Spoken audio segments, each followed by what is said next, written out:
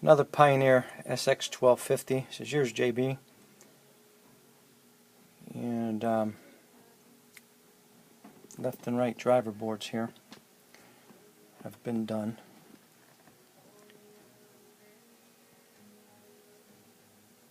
One tantalum .22 replaced with a film. New audio caps right here. Panasonic and Elna. And protection circuits done. And here's the power supply. And typical of the Pioneer, you can see how hot they got. A lot of the caps are swollen. The tops are starting to pull back here. See some of the smaller ones. Of course, I didn't do this board yet because I wanted to point something out here.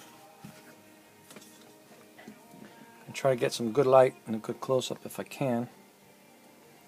I'm doing this myself here.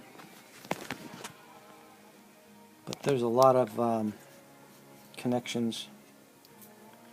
Try to get something to point with here. A lot of connections that you can see are starting to crack. I'm hoping you can see anyway with this video.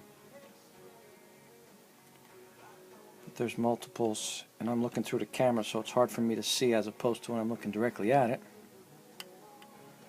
Here, there's just, you can see the heat concentrated where the, I don't know how well you can see it, but this colors the board, especially underneath the transistor. So all those have to be cleaned off actually.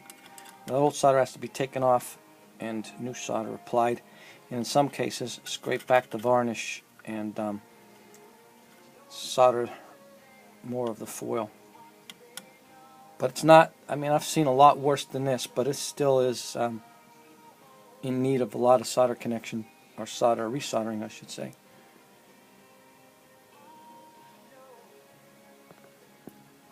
Especially down in here.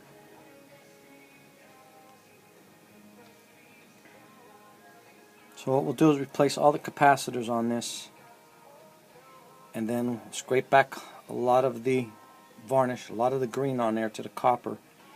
Suck off all the solder that looks bad. There's a lot of the old heated gray stuff. And resolder these connections and make this power supply reliable again, because eventually they open up and they start to intermit. Pioneer SX1250.